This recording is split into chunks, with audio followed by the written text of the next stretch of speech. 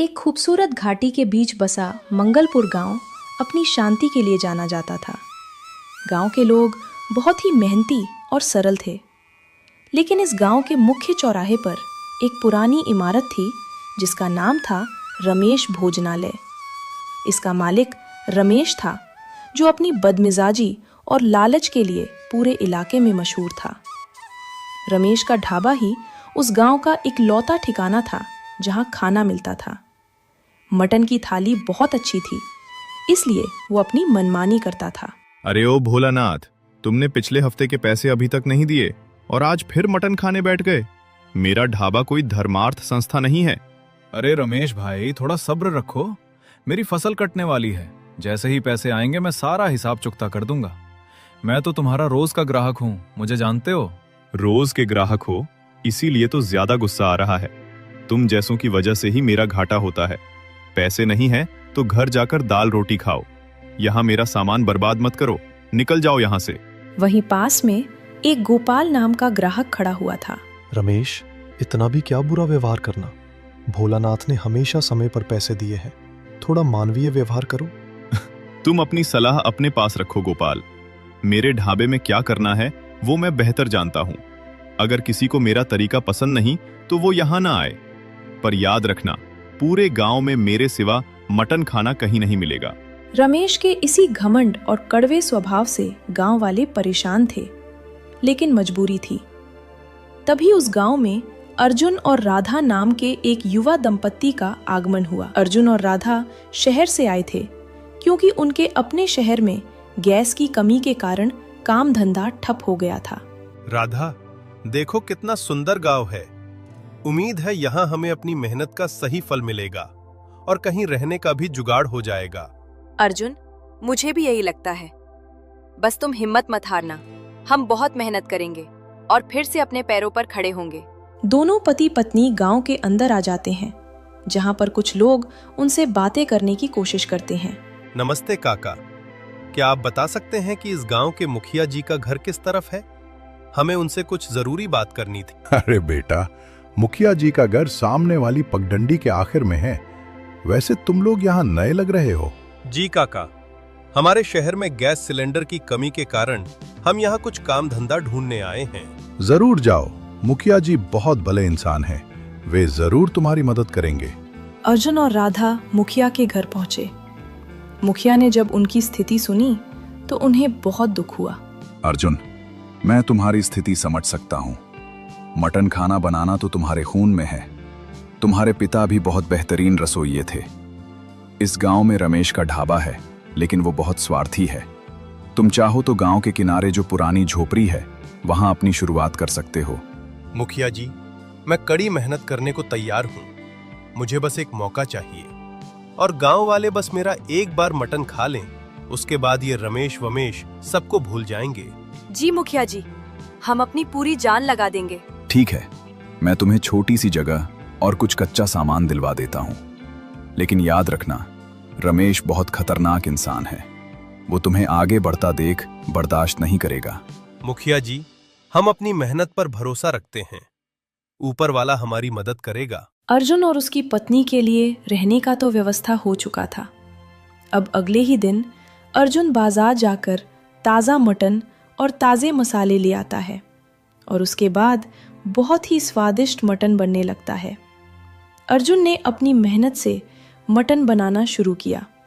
उसने साधारण से मसालों से वो जादू पैदा किया कि खुशबू पूरे गांव में फैल गई।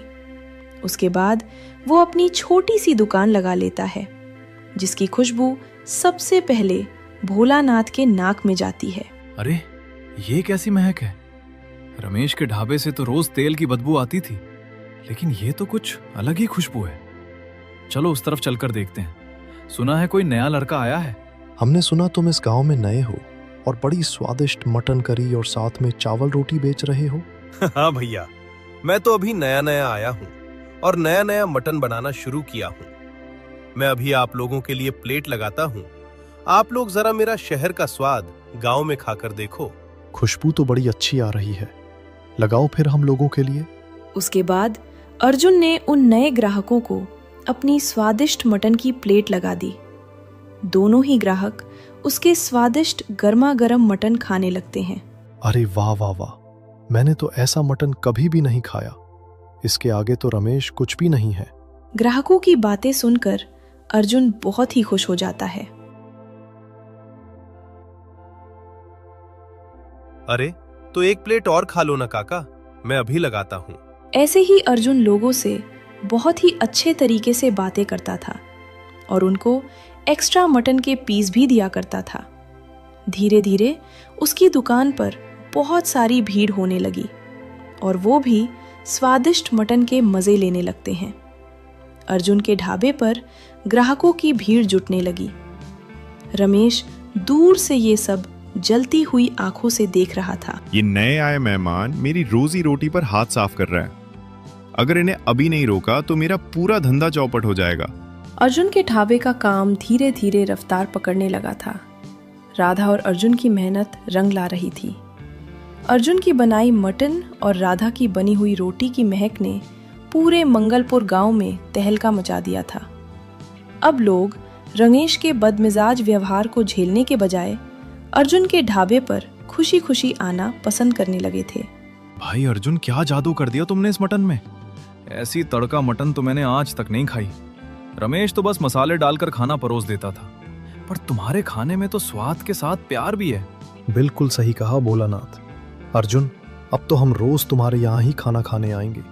पैसे भी कम और स्वाद भी अव्वल। शुक्रिया गोपाल भाई, आप लोगों का साथ रहा तो हम और भी नई चीजें पेश करेंगे।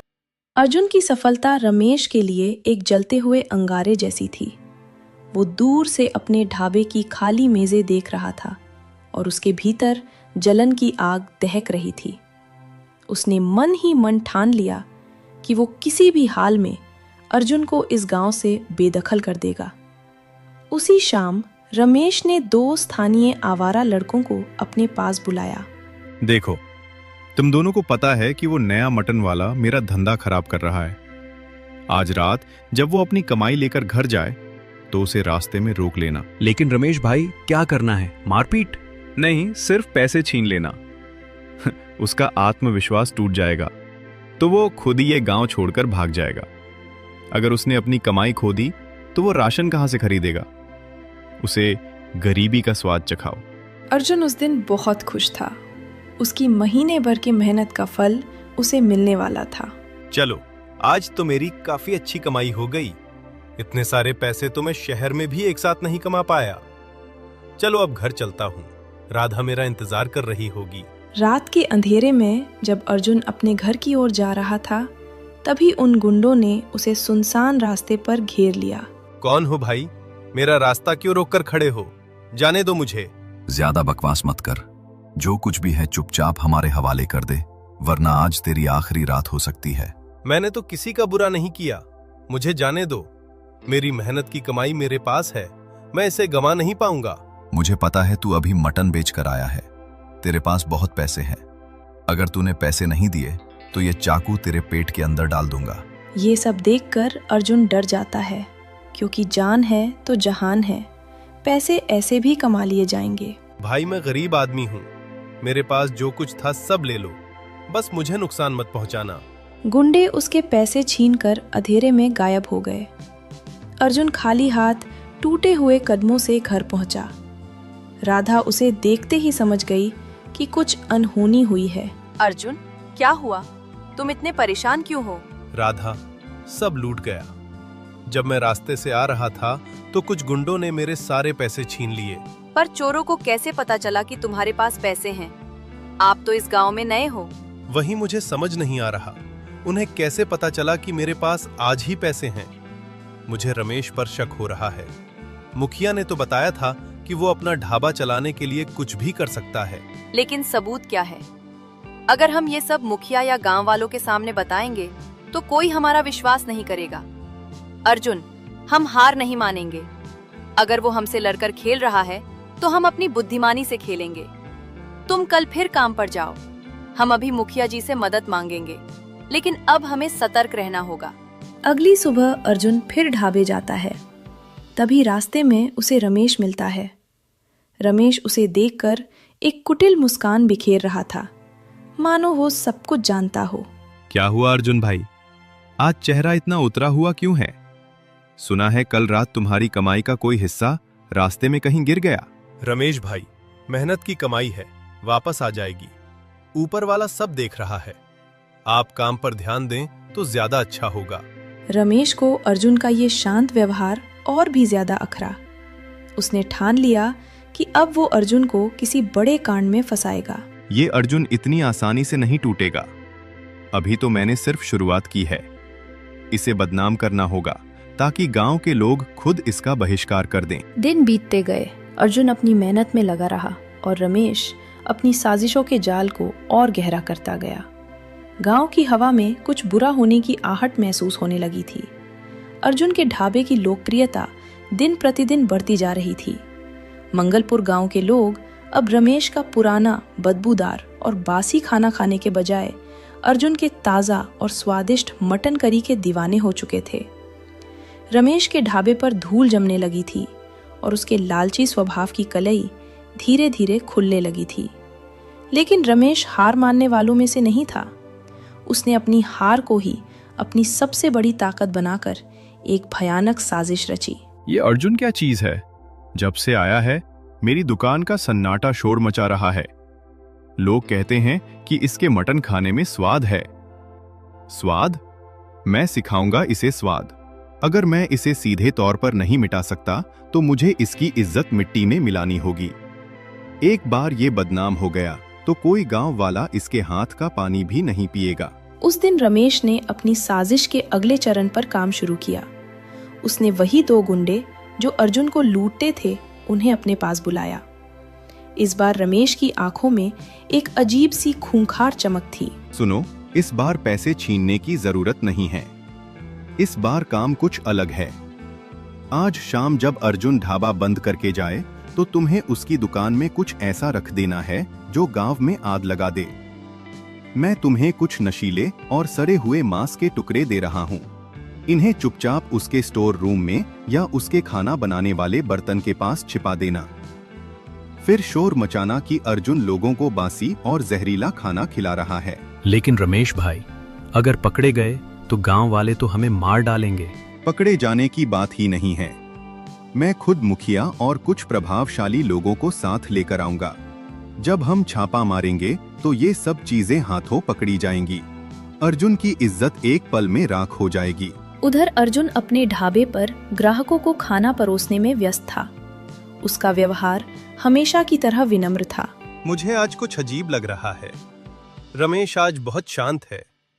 जो इंसान इतना शोर मचाता था वो आज अपनी दुकान के कोने में बैठा बस हमें ही देख रहा है। देखते हैं आगे क्या होता है। शाम ढली और अर्जुन ने दुकान बंद की। जैसे ही वो घर की ओर निकला, रमेश के गुंडों ने मौका पाकर चुपके से उसके ढाबे के पीछे की खिड़की से अंदर प्रवेश किया। उन्होंने रमेश द्वारा दिए गए संदिग्ध पैकेट को अर्जुन की मटन और अन्य जगह के पास छिपा दिया। वे जैसे ही बाहर निकले, रमेश ने पहले से तैयार योजना के अनुसार मुखिया और गांव के कुछ लोगों को शोर मचाते हुए बुलाया। अरे ओ गांव वालों, देखो देखो, ये कैसा रसोइया तुम्हारे गांव में आया है। तुम लोगों की सेहत के साथ खेल रहा है ये। आओ सब देखो कि ये क्या पका रहा है। क्या हुआ रमेश भाई, इतनी चिल्ला चोट क्यों कर रहे हो? अर्जुन तो बहुत अच्छा खाना बनाता है। अच्छा खाना? चलो आज सब पता चल जाएगा। मुखिया जी, आप खुद देख लीजिए। मैंने सुना है कि ये आदमी जानवरों का सड़ा हुआ मांस और बासी खाना यहाँ स्टॉक करके रख। मुखिया जी और बाकी ग्रामीण ढाबे के अंदर गए। रमेश ने तुरंत अर्जुन के बर्तन के पास रखे उस पैकेट की ओर इशारा किया। गांव वाले स्तब्ध रह गए। अर्जुन को समझ नहीं आ रहा था कि ये सब क्या हो रहा था। मुखिया जी, ये क्या है? मुझे तो इसके बारे में कुछ नहीं पता। मैं तो हमेशा ताजा सब्जियां और मांस लाता हूँ। ये पैकेट यहाँ किसने रखा? उसके बाद सब लोग ढाबे से बाहर आ जाते हैं। ये देखिए, ये क्या है? क्या यही है वो स्पेशल खाना? ये तो जहर है, जहर। ये कैसा आदमी को मुखिया जी ने अपने गांव में रख लिया? ये तो हमें खराब मांस खिलाकर हमारे जीवन के साथ खिलवाड़ कर रहा है। मुखिया जी, ये सब मैंने नहीं किया है। मुझे फंसाया गया है। मुखिया जी, क्या आपको लगता है कि मैं ऐसा कुछ कर सकता हूं? देखो अर्जुन, शायद ये सब तुमने नहीं भी किया हो, लेकिन सारे सबूत तुम्हारी तरफ ही इशारा कर रहे हैं। संदिग्ध पैकेट और खराब मांस तुम्हारी रसोई से मिला है। मैं इसमें कुछ नहीं कर सकता। मैं तुम्हें गांव से तो नहीं निकाल सकता, लेकिन सुनो गांव वालों, आज से इस अर्जुन का ढाबा बंद किया जाता है। अर्जुन बार बार कहता है और विनती करता है कि ये सब उसने नहीं किया। अर्जुन और राधा का ढाबा सील हो चुका था। गांव के लोग अब बटे हुए थे। कुछ को अर्जुन की ईमानदारी पर भरोसा था, तो कुछ रमेश की बातों में आकर उसे संदेह की नजर से देख रहे थे। अर्जुन और राधा बहुत ही उदास थे और वे अपने घर में बैठे हुए बातें कर रहे थे। उस रात अर्जुन और राधा ने एक योजना बनाई। राधा बहुत चतुर थी। उसने अर्जुन को एक ऐसी तरकीब समझाई जिससे रमेश खुद अपने जाल में फंस सकता था। अर्जुन, रमेश ने जो चाल चली है उसमें उसकी अपनी ही घबराहट छिपी है। वो बहुत जल्दबाजी में था। उसने उन गुंडों के साथ मिलकर जो सबूत रखा उसमें उसने अपनी ही गलती छोड़ी है। तुम बस कल सुबह का इंतजार करो। लेकिन कल सुबह हम क्या करेंगे? मुखिया जी ने तो ढाबा सील कर दिया है। हम सीधे मुखिया जी के पास नहीं, बल्कि उस रास्ते पर जाएंगे जहां से रमेश के गुंडे आते जाते हैं। और हाँ, हमें वो केमिकल पाउडर इस्तेमाल करना होगा जिसके बारे में मैंने कल सोचा था। अगली सुबह अर्जुन ने कुछ पैसे लिए और जानबूझकर ढाबे के पास वाले रास्ते से निकला जहां रमेश के गुंडे अक्सर उसे लूटने के लिए घात लगाकर बैठते थे। अर्जुन के थैले में इस बार पैसे नहीं, बल्कि राधा की योजना के मुताबिक एक खास पाउडर लगा हुआ नोटों का बंडल था। देखो, वो आ रहा है। आज फिर उसे लूट लो, ताकि कल पंचायत में मैं ये कह सकूं कि वो फिर से चोरी का पैसा लेकर घूम रहा है। इस बार तो पूरा हफ्ते भर का हिसाब मिल जाएगा। रमेश भाई, उसे इतना डराएंगे कि वो गांव छोड़कर ही भाग जाएगा। गुंडे अर्जुन के पास पहुंचे और उसे घेर लिया। अर्जुन ने कोई प्रतिरोध नहीं किया। उसने चुपचाप नोटों का बंडल उन्हें दे दिया।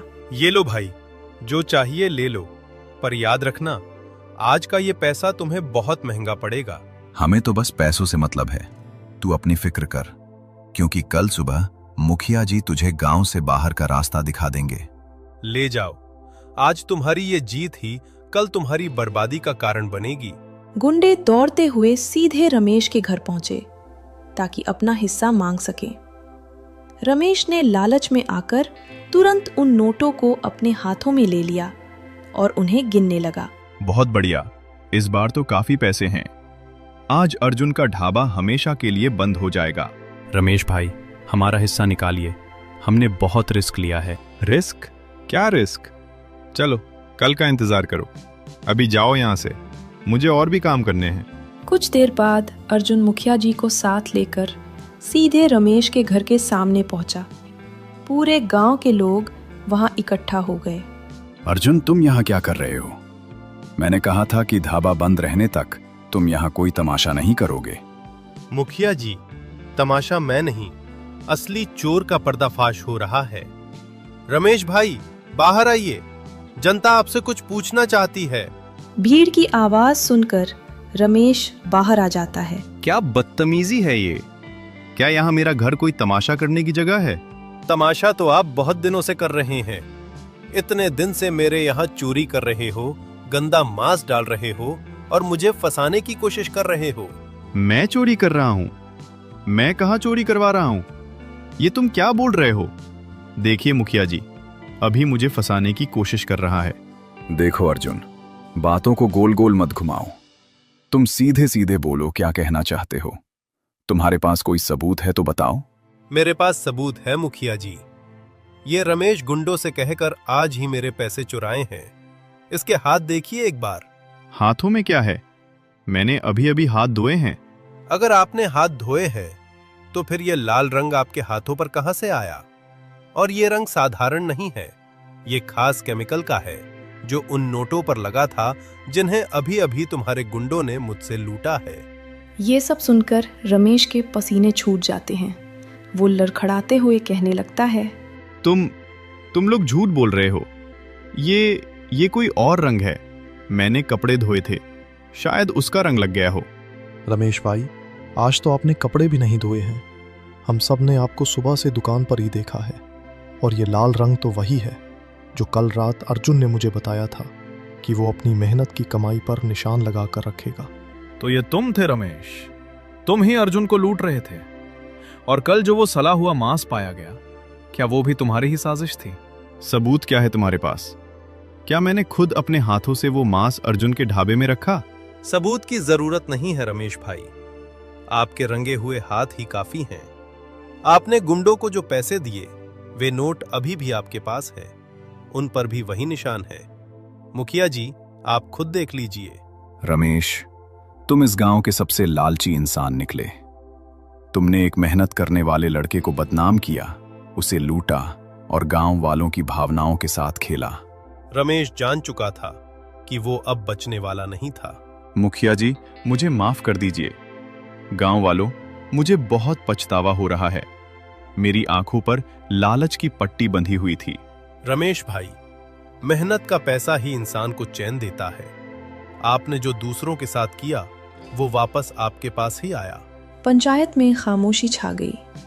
गांव वालों के चेहरे पर रमेश के प्रति गुस्सा था। मुखिया जी अब अपना अंतिम फैसला सुनाने जा रहे थे। रमेश, तुम्हारा ढाबा आज से सील किया जाता है और तुम्हें पूरे गांव के सामने माफी मांगनी होगी। और अर्जुन, अब तुम्हारा ढाबा कल से फिर से शुरू होगा, वो भी दुगने उत्साह के साथ। अर्जुन की चतुराई और राधा की सूझबूझ ने मंगलपुर में चल रहे रमेश के काले कारनामों का पर्दाफाश कर दिया था। अर्जुन जैसा नेक इंसान इस गांव की शान है, और मैंने उसे ही उजाड़ने की कोशिश की। मैं हर सजा भुगतने को तैयार हूं। रमेश, पश्चाताप करना अच्छी बात है, लेकिन कानून और नैतिकता के दायरे में रहकर तुमने जो अपराध किया है, वो सिर्फ एक व्यक्ति के खिलाफ नहीं, बल्कि पूरे गांव के विश्वास के खिलाफ है। गांव का ढाबा अब से सिर्फ तुम्हारे लालच का केंद्र नहीं रहेगा। मुखिया जी, अगर आपकी अनुमति हो तो मैं कुछ कहना चाहता हूं। मेरे पिताजी हमेशा कहते थे कि किसी का बुरा करने से अपना भला कभी नहीं होता। रमेश भाई ने जो किया, उसका फल उन्हें मिल चुका है। अब उन्हें गांव से बेदखल करना या उनका ढाबा हमेशा के लिए बंद करना उचित नहीं होगा। अर्जुन भाई, ये तुम क्या कह रहे हो? इसने तुम्हें लूटने की कोशिश की, तुम्हें बदनाम किया, और तुम अभी भी इसकी वकालत कर रहे हो। ऐसे इंसान को तो कड़ी से कड़ी सजा मिलनी चाहिए। भोलानाथ भाई, सजा देने से सुधार नहीं आता। अगर हम बदला लेंगे तो हम में और रमेश में फर्क क्या रह जाएगा? अर्जुन सही कह रहा है, लेकिन रमेश का क्या? क्या वो फिर से वही करेगा? नहीं गोपाल भाई, कसम खाता हूं, मैं अब अर्जुन भाई के साथ मिलकर काम करने को तैयार हूं। ये बातें सुनकर अर्जुन भी कुछ सोचता है और सोच समझकर कहता है, रमेश भाई, कहीं जाने की जरूरत नहीं है। आप भी इसी गांव का हिस्सा हैं। सजा के तौर पर आप अगले 2 महीने तक अपना ढाबा बंद रखेंगे। इस दौरान आप मेरे ढाबे पर आकर काम सीखेंगे। अगर आप चाहें तो मैं आपको अपने तरीके से स्पेशल मटन, रोटी और चावल बनाना सिखाऊंगा। क्या सच में? आप मुझे काम सिखाएंगे? हाँ बिल्कुल, लेकिन शर्त यह है कि अब से कोई भी ग्राहक आपके यहाँ आए तो आप उसे भगवान की तरह मानेंगे, लूटेंगे नहीं। अगले 2 महीने अर्जुन और रमेश ने साथ मिलकर काम किया। अर्जुन ने रमेश को सिखाया कि कैसे बिना मिलावट और लालच के खाना पकाया जाता है। रमेश की मेहनत रंग लाई और धीरे धीरे उसका स्वभाव बदलने लगा। गांव वाले भी हैरान थे कि जो रमेश पहले ग्राहकों से लड़ता था, वही अब मुस्कुराकर उनका स्वागत कर रहा था। नरेटर, 2 महीने बीत चुके थे। अब अर्जुन और रमेश दोनों मिलकर ढाबा संभाल रहे थे। सुबह होते ही ढाबे पर ताजे मसालों की खुशबू फैलने लगी। गांव के लोग पहले की तरह खुशी खुशी वहां आने लगे। अब रमेश के चेहरे पर गुस्से की जगह मुस्कान दिखाई देती थी। अर्जुन भाई, आज मैं पूरी मटन करी अपने हाथों से बनाऊंगा। आप बस देखते रहिए, कहीं कोई गलती हो तो बता दीजिएगा। जरूर रमेश भाई, लेकिन याद रखना, जल्दी करने की कोशिश मत करना। अच्छा खाना हमेशा धैर्य मांगता है। पहले मैं सोचता था कि ज्यादा मसाला मतलब ज्यादा स्वाद, लेकिन असली स्वाद तो सही तरीके में होता है। रमेश ध्यान से मटन पकाने लगा। अर्जुन बीच बीच में उसे छोटी छोटी बातें समझाता रहा। कुछ ही देर में पूरे ढाबे में स्वादिष्ट खाने की महक फैल गई। उसी समय भोलानाथ और गोपाल ढाबे पर पहुंच गए। अरे वाह, आज तो दूर से ही खुशबू बता रही है कि खाना तैयार हो चुका है। हाँ भोलानाथ, और देखो आज खाना रमेश बना रहा है। हाँ भैया, लेकिन अर्जुन भाई की सीख के साथ। चलो सबसे पहले इन्हीं दोनों को खाना परोसते हैं। ये हमारे सबसे पुराने ग्राहक हैं। रमेश ने बड़े सम्मान से दोनों के सामने मटन, चावल और गर्मा गर्म रोटियां रखीं।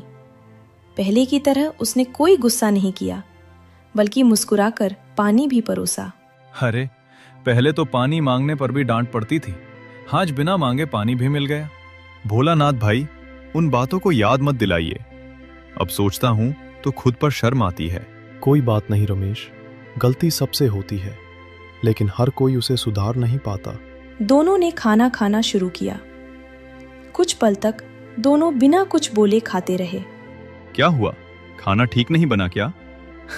अगर बोलने लगेंगे तो खाना ठंडा हो जाएगा। पहले पेट भर लें, फिर तारीफ करेंगे। सही कहा, आज तो स्वाद सच में बहुत बढ़िया है। ये सब अर्जुन भाई की वजह से है। नहीं रमेश भाई, मेहनत आपने की है, मैंने तो सिर्फ रास्ता दिखाया था। तभी मुखिया भी ढाबे पर पहुंच गए। उन्होंने देखा कि अर्जुन ग्राहकों को खाना परोस रहा है और रमेश पूरे सम्मान से उनकी सेवा कर रहा है। आज तुम दोनों को साथ देखकर बहुत खुशी हो रही है। कभी यही जगह झगड़ों की वजह थी और आज यही गांव की पहचान बन गई है। मुखिया ने ढाबे में चारों तरफ नजर दौड़ाई। सभी ग्राहक मुस्कुराते हुए खाना खा रहे थे। रमेश, अब बताओ, सबसे बड़ी सीख क्या मिली? मुखिया जी, पहले मैं सोचता था कि पैसा सबसे बड़ा होता है, लेकिन अब समझ आया कि लोगों का भरोसा उससे भी बड़ा होता है। पैसा दोबारा कमाया जा सकता है, लेकिन भरोसा टूट जाए तो उसे वापस कमाना बहुत मुश्किल होता है। और भरोसा कमाने का सबसे आसान तरीका है ईमानदारी और अच्छा व्यवहार। बिल्कुल सही कहा। अब हम सब इसी ढाबे पर आएंगे, क्योंकि यहाँ सिर्फ अच्छा खाना ही नहीं, अपनापन भी मिलता है। और हाँ रमेश, अब कभी किसी ग्राहक पर गुस्सा मत करना। अब अगर मैं गुस्सा करूं तो सबसे पहले अर्जुन भाई ही मुझे डांट देंगे। डांटूंगा नहीं, बस याद दिलाऊंगा कि तुम पहले कैसे थे। सब लोग जोर से हंस पड़े। ढाबे का माहौल खुशियों से भर गया। अर्जुन और रमेश मिलकर ग्राहकों को खाना परोसते रहे। अब मंगलपुर में लोग सिर्फ स्वादिष्ट मटन की नहीं, बल्कि इस बात की भी मिसाल देने लगे थे कि अगर इंसान अपनी गलती स्वीकार कर ले तो उसकी नई शुरुआत हमेशा संभव होती है।